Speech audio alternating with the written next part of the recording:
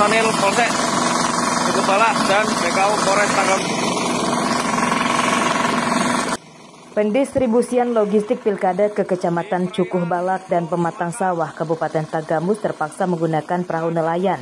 Hal tersebut karena dua kecamatan tersebut berada di tengah Laut Tanggamus dan tidak ada jalan darat menuju ke sana. Dan PKU Polres Tanggamus berikut. Pendistribusian logistik oleh petugas KPU dikawal Bawaslu, polisi, dan tentara. Supaya tidak basah dan rusak, kotak logistik dibungkus dengan plastik dan diikat rapat.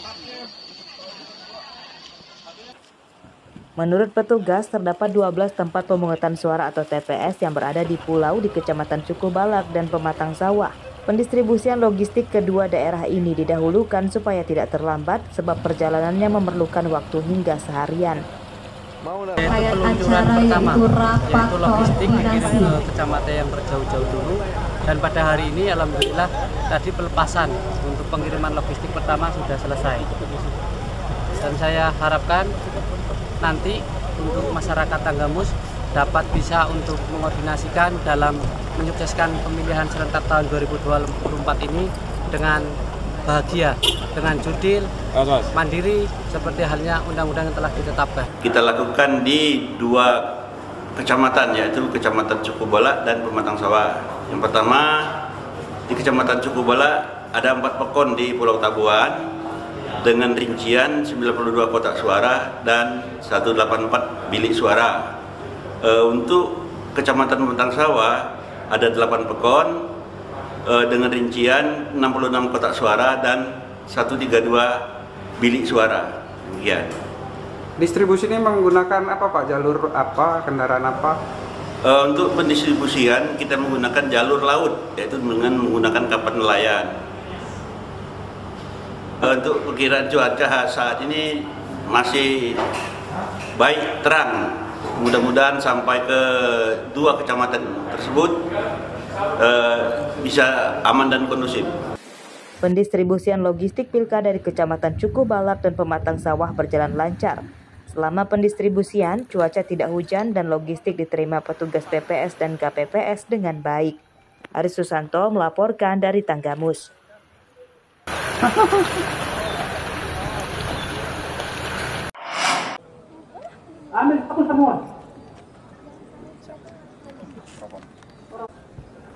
Senjata api dinas ratusan polisi yang akan ditugaskan untuk mengamankan tempat pemungutan suara atau TPS ditarik sementara.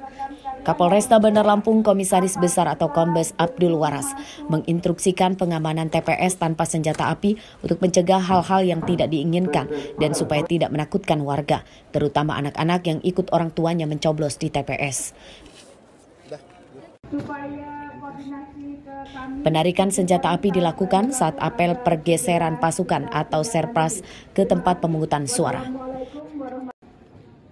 Para polisi tersebut akan mengawal pendistribusian logistik, pengamanan TPS, hingga pemulangan surat suara yang telah dicoblos dari TPS ke kelurahan.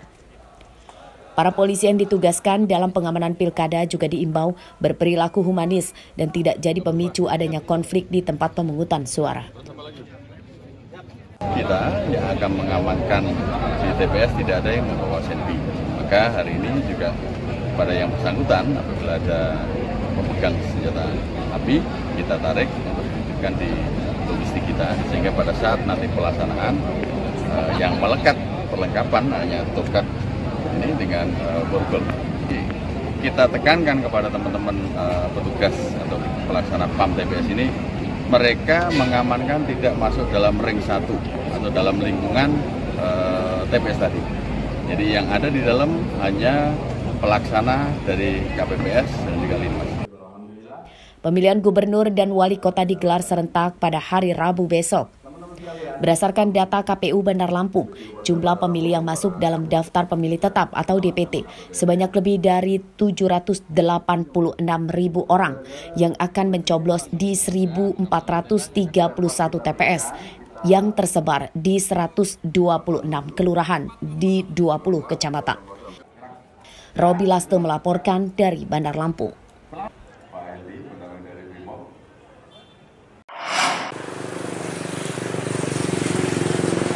Masih banyak alat peraga kampanye atau APK hingga Senin pagi yang masih terpasang dan belum dicopot atau diturunkan oleh pemiliknya.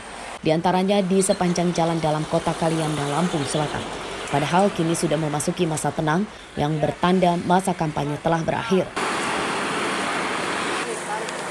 Hal tersebut membuat geram petugas Bawaslu yang kemudian mengerahkan puluhan personel untuk melakukan penertiban APK. Spanduk dan baliho bergambar pasangan calon yang masih terpasang diturunkan paksa dan disita.